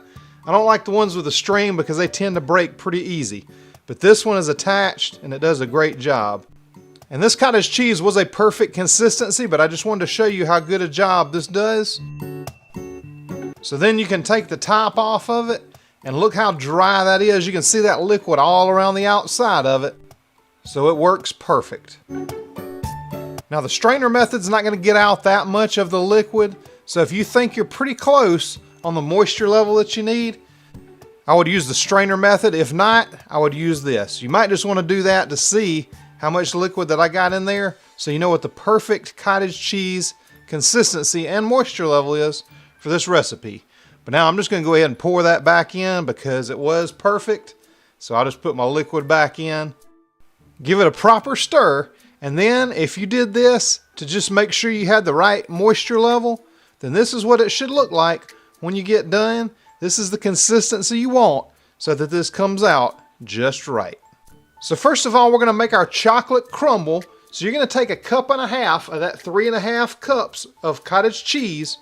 You're going to add in 1/4 cup of the sweetener, that Magic Baker's blend. Next, you're going to go in with some psyllium husk powder. Now remember, if you have some texture issues, you might want to start with 2 tablespoons first. But if you want to make it exactly like I do, you're going to use 4 tablespoons of this. If you have moderate texture issues, hey, use 3 tablespoons. You ain't gonna hurt my feelings. But wait, there's more. Now to have a chocolate crumble, we gotta have some chocolate, right? So I'm gonna add in 2 tablespoons of this cocoa powder. I like the dark, but you can use whatever kind of cocoa powder that you like. Just make sure, read the label, make sure there's no added sugar in it. Now we're just gonna give this all a good mix together until all the ingredients are incorporated, and then our chocolate crumble part is done. Now if you feel like that this chocolate crumble is a little bit too dry, you can always go in and add a little bit of heavy cream, or if you got any of that cottage cheese liquid left over from where you drained it or strained it or spun it, you can always add that back in too.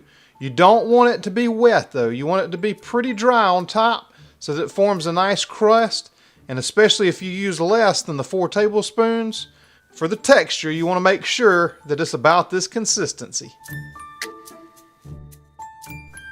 So once you get done stirring, if you added that liquid back in, this is the consistency that you want. And now this crumble, crust, topping, whatever you want to call it, is done. Let's move on to the next step. Hey, if you're enjoying this and you like keto sweets like I do, make sure you subscribe right down there and hit the bell beside it. Anytime I do a new dessert video, which has ended up being about once a week, you're gonna know about it. And now we're gonna make the filling for this cheesecake, pie, cottage cheese goodness. We're gonna take 2 cups of the cottage cheese and put it right in our favorite yellow mixing bowl. Now to that, I'm gonna go ahead and add in 1 cup of the Magic Baker's blend. And if you don't get smoked like that, you're doing something wrong. Then I'm gonna add in the eggs, and come to think of it, if I added the eggs in first, probably wouldn't have been that much smoke, but hey, I don't mind. You know, I think the video needed some special effects, so that was it. Now I'm just gonna take an immersion blender and blend all this together. You wanna make sure it's really, really nice and smooth. You get all the lumps out of the cottage cheese on this middle part, not the first part. You want the first part to be nice and crumbly like that. But make sure you get it real smooth, and it's gonna make an absolutely beautiful filling for this pie cake cheese, whatever we're gonna call it. Just leave me a comment down there if you come up with a good name for this. Now I gotta tell you this, I always film everything, and I made this part of the video when I was first testing the recipe out before I got the consistency right. And so if it is this soupy, it is not gonna come out right. So watch the first part to see exactly what the consistency of the cottage cheese should be. And if it looks like that, it ain't gonna work. So now we're gonna take a pie plate and crumble up some parchment paper that's about the right size. That's my trick for getting this thing to stick down there. I know some people will spray it with non-stick spray to make sure it sticks to the glass or whatever. But if you'll just push it down like that, it'll stay put once you pour this in. And I'm just gonna take some scissors like this and I'm gonna go around the edge to make it just look a little bit better, a little bit cleaner if you will. Then just press it in there like that and do a little bit more trimming. Try to make it look as good as you can. And now that you got it trimmed up to your liking, just take some avocado oil spray, olive oil spray, or whatever you got that you want to spray and spray it down so that nothing's going to stick to it. I mean, you could use butter, you could use bacon grease if you want, but I wouldn't recommend it. Not sure that would taste too good. Did you catch that? Anyway, I'm going to take about half of this chocolate crumb mixture and put it right in the bottom like that. We're going to only use half of it because the other half is going to go on top to make the chocolate crumble.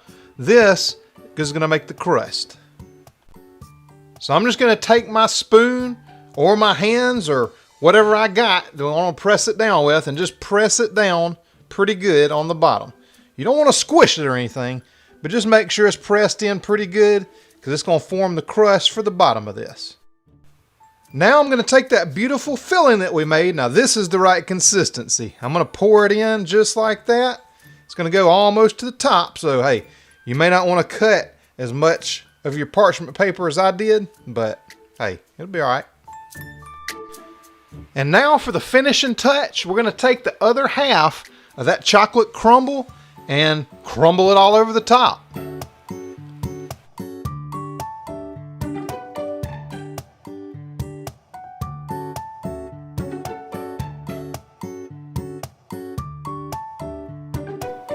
Now you may have a little bit more crumble than I do. You may have a little bit less, but either way, it's going to turn out just fine. And now it's time for its little trip to the oven. And we're going to cook this in the oven anywhere from 40 to 50 minutes. I'm going to start with 40 minutes, see how it looks, and then we'll go from there. So after 40 minutes, I'm going to say it's a thing of beauty. You may need a little bit longer, just depending on your oven or where you're at in the world. But when it looks like this, you're good to go.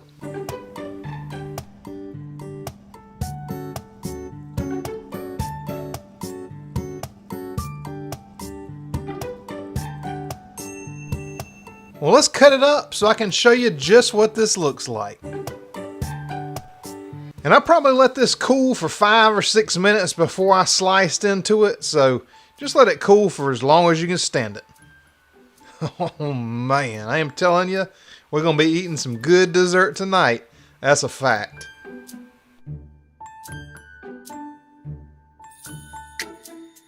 And it actually works a whole lot better if you take it out of the parchment paper and put it on a plate before you cut it. You know, that way nobody that you're serving it to gets a mouthful of parchment paper, because nobody wants that. Look how beautiful this thing holds up. I'm going to go ahead and plate it. And I'm going to show you my 2 favorite ways to serve this. The first way I like to serve it is just with a big plop of my pineapple pudding whip. Makes it absolutely delicious. It's got just a hint of pineapple taste to it, and that goes really good with this chocolate.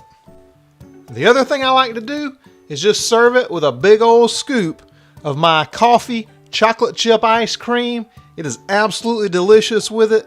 Or if you don't like any of those options, you can just eat it plain. You ain't gonna hurt my feelings.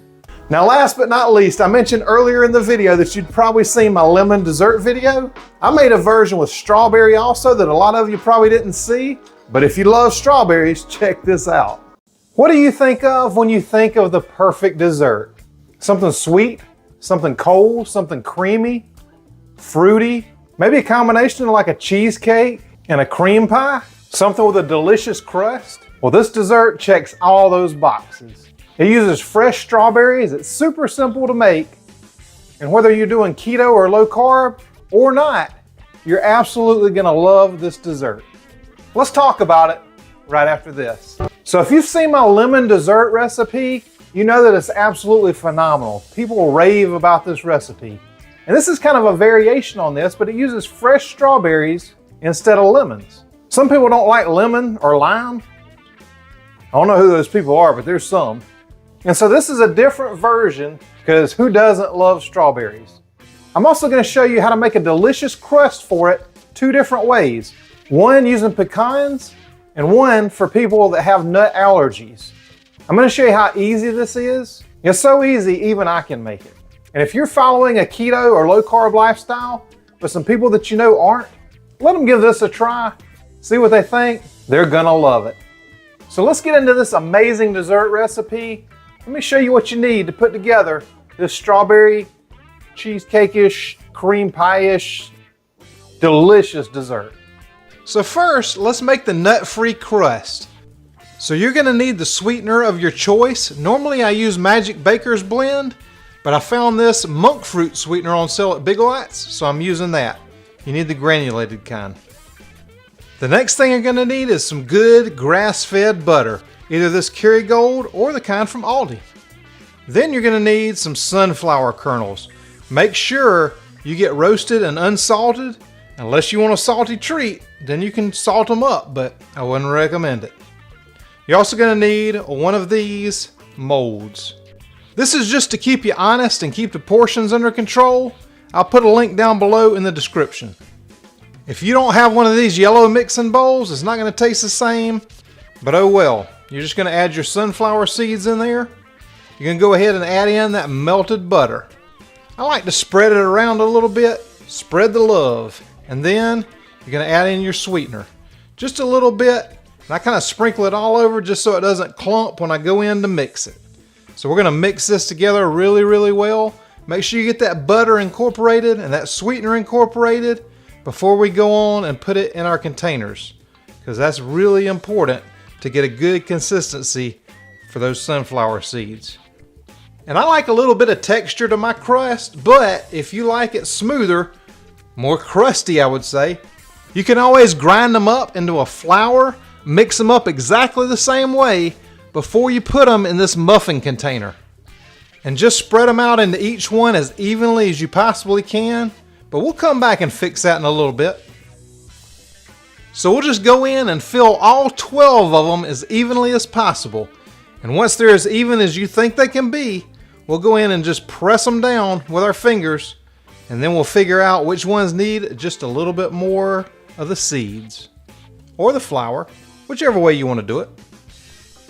And so since I had a little bit left over, whichever ones need just a little more love, I'll go ahead and go and fill them in with the rest of the sunflower seeds, just to make sure they're as even as they can possibly be. Hey, and if some get up on the side, don't worry. Just push them back down in there. It'll be just fine.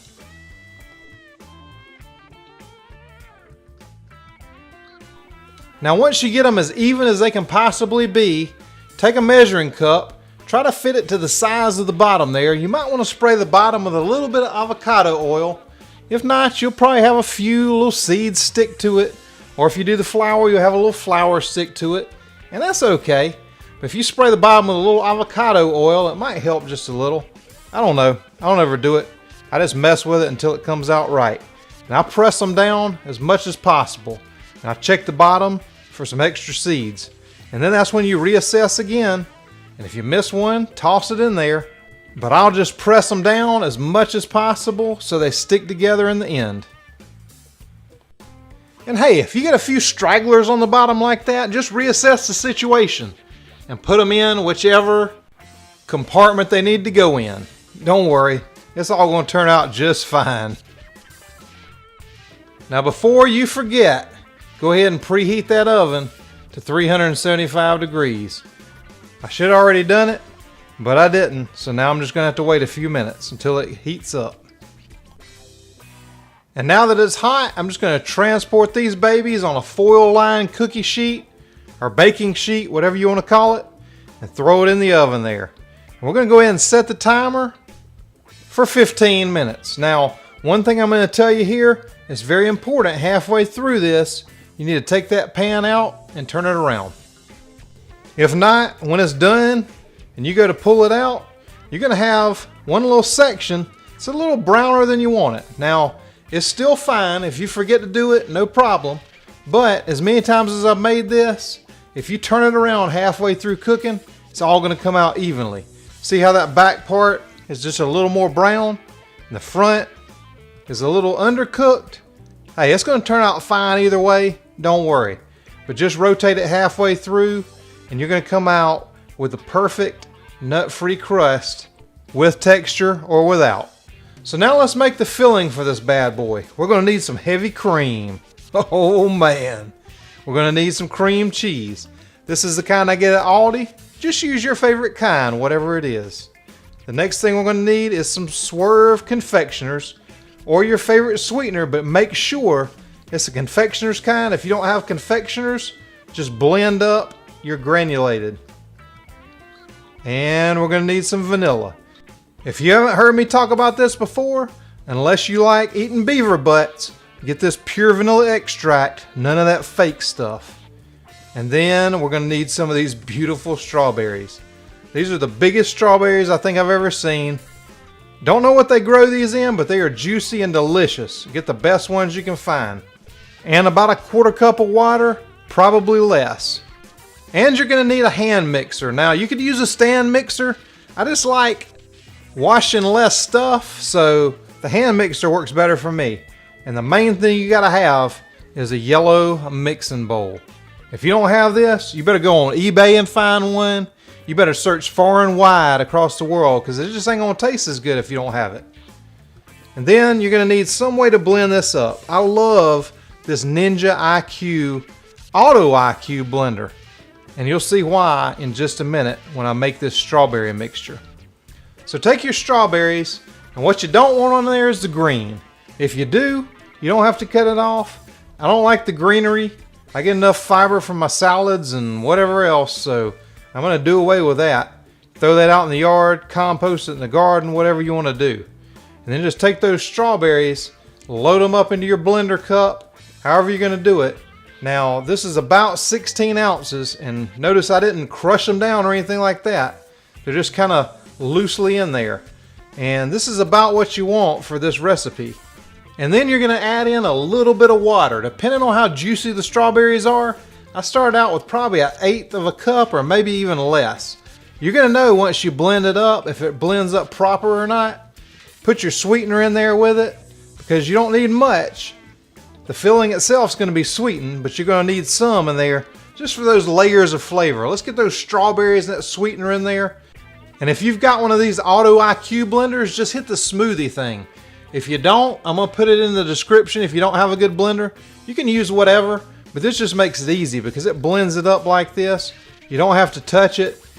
It blends it up for however long it's supposed to, and I don't make smoothies, but I guess if you did, it would work perfect for that. But for me, this is the perfect use for it. It'll turn it on and off, and then you don't have to worry about shaking it up or anything. It does it all on its own. So when that's done, just take it off and set it to the side. We'll be using that in a few minutes. Now we got to make the filling for this beautiful dessert. So we'll go ahead and pour in the heavy cream. And then we'll just start to blend that up a little bit. Start with a low speed. You don't want to go throwing that cream all around the kitchen or anything. Have to redecorate or anything like that. So just start at a low speed. We're just going to start whipping some air into there. Incorporate that and start thickening up this beautiful heavy cream. That's right. Now whip it into shape. Shape it up. Get straight. Go forward. Move ahead. Whip it. Whip it good. Y'all don't know nothing about that. Hey, if you don't know what I'm talking about, just Google Devo Whip It. You'll see. It's some cheesy 80s stuff. Anyway, just keep whipping this until you get to stiff peaks, and I'll show you what that looks like in just a minute. Now, if you love keto and low-carb desserts, or not keto and low-carb desserts, and you're not subscribed to my channel, hit the little button right down there that says subscribe. It just lit up for you. Hit the bell next to it, and anytime I do a new video, you'll know about it. So these are the stiff peaks I'm talking about. Now if you like it like that, that's cool. If not, I like mine a little thicker, so I'm gonna keep going a little more. Now if you go too far, you're gonna make butter, so you don't wanna do that. So a good way to judge it in the beginning is the stiff peaks, because you're gonna make it again and again, I promise you, after you try this. But to judge it to begin with, just do the stiff peaks. Once you've made it a few times, you can experiment a little bit like I did and just see what texture you like. I like mine a little thicker, so I'm gonna go a little longer. And of course, I like slinging all that whipped cream all around the place. Now we're gonna add in that cream cheese, because those two things together are the base of this beautiful dessert. And then we gotta sweeten it up a little bit. So we're gonna put in some sweetener. And I've got all the measurements and everything down at the bottom, so don't worry about trying to follow this. But I'm gonna put in some vanilla, and I like a little extra vanilla, so add as much as you want at your own discretion. Now we're gonna blend this up just until it's combined. You don't wanna over whip it. You don't wanna make some butter out of this or anything like that. So just get it kinda all combined together and mixed up real smooth. And then at some point, just take you a little spatula, get everything off the sides so we can combine it all together, because you want that to be consistent all the way through. You don't want sweetener in part of it and not another. And this is also the time where you want to go in and taste this masterpiece, because if it's not quite sweet enough for your liking, then you need to go in and add some more. So I just get a little on my finger and try it out there. Make sure it's proper. And oh yeah, it's proper. So again, we'll just mix everything in just until it's combined. Don't over whip it. Now it's time to pour in that beautiful strawberry puree. And this is the consistency that you want. So if it's not about that consistency, you're gonna need to adjust it. If it's thinner than that, you need to add some more strawberries and blend it up. If it's not quite that thin, you need to add a little more water and blend it up. Just get that. Should be a little bit thicker than the lemon juice that we used in the other dessert. And if you didn't watch that one, I'll link it up above so that you can check out that lemon one. But by making this strawberry blend a little bit thicker, you could add in a little more if you like a little more strawberry taste. I would actually go in and probably add this amount, add in some strawberry extract myself if you wanted a little more strawberry-y, if that's a word. Now it's time to taste it. What's it gonna be? I'm gonna add in the rest of that strawberry because I like it like that. Now I'm gonna give it another mix just to get that strawberry puree throughout. And I'd taste it again at this point because you may want it a little bit sweeter. You may want a little more strawberry where you could add that extract in, or it may be perfect.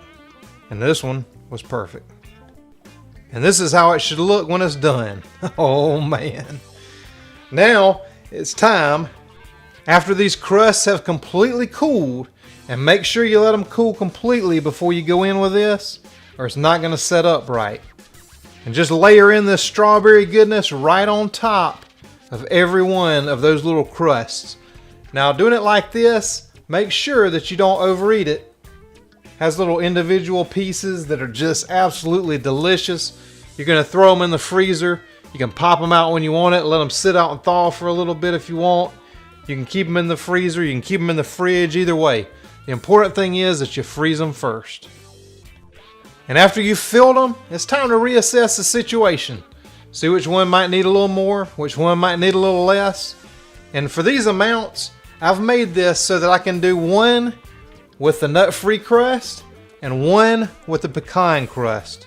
So if you only want to do this many, cut the amount of the filling in half and you'll be just fine.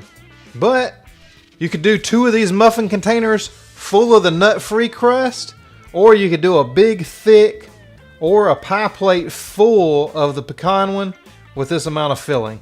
So it's up to you, whatever you want to do. I made both this time just to show you how you can make both. And after you've got them all full like that, you could take your spoon, you could take your fingers, you can take a knife, you know, whatever you think is going to help you press them down proper, and just kind of push them down a little bit and get them nice and flat on the top so that they're going to freeze really well. And now it's time for their trip to the freezer. This part is important to get the right texture. You got to freeze them for a couple hours no matter what, and then thaw them out, whether you keep them in the fridge or the freezer. So now that those go in the freezer, let's make the pecan crust. So you're going to need some pecans. You can get halves, which I have, or you can get pieces. It doesn't really matter. You're going to need butter again. Kerrygold, some kind of grass-fed butter. You're going to need granulated sweetener.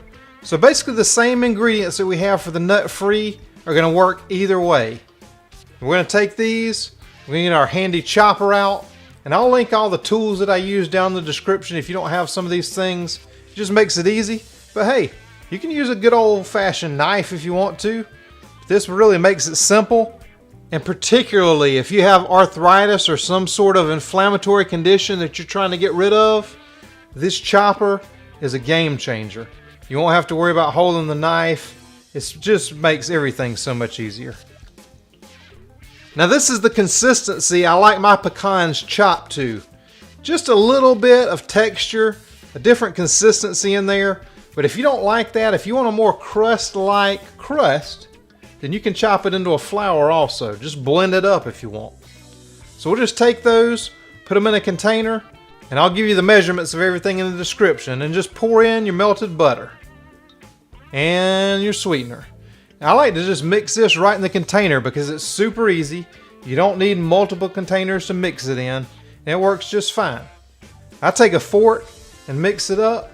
The less utensils to have to wash, to me, the better. So I'll mix it up with that fork, and I'm also going to use that to press it down. Now, you want to make sure you press this down really well. It might have been a little bit chunkier than what I needed, and so if you don't press it down really good, it'll kind of crumble at the end. And I'll show you what that looks like in a few minutes, because I didn't press it down as good as I should have. So there was a little bit of a crumble. Hey, didn't matter to me. But if you're serving guests, just make sure you press it down really well. We're going to go ahead and preheat this oven. Same thing, 375 degrees. And we'll just put it in the oven. Now this one, I've never rotated and it's always come out fine. I think you only need to rotate that sunflower seed crust. But we'll go ahead. I love to use timers myself, but if you don't, just make sure you get it nice and golden brown. And then once it's done, we'll go ahead and take it out. And with both these crusts, it is super important that you let them cool completely before you go in with that topping. Now that this is cooled completely, I'm going to go in with some of this delicious, this delicious dessert filling. And I am telling you the truth. If you haven't had this, if you haven't had the lemon one, you got to try this strawberry one. You may not like lemons, but I'm telling you, this is to die for. This is going to be your favorite keto or low carb dessert. And don't feel bad about serving it to somebody that doesn't like keto or low carb, because they're absolutely going to love it too. Bye now. We got to go to the freezer. So this is what they look like when they're done. You take these out of their little muffin containers, put them in the fridge, let them thaw out a little bit, and this is how they look. Oh man. And even if you don't have any nut allergies, these are absolutely delicious. But this is my favorite right here, the pecan. But see, if you don't press it down, it'll crumble just a little bit like that. It's still fine. You can press it back together at this point, but the better you press it in the beginning, the better it's going to come out. Absolutely delicious. If you like to eat your dessert first, and then you're going to need something a little more substantial afterwards, make sure you check out these keto comfort food recipes right here.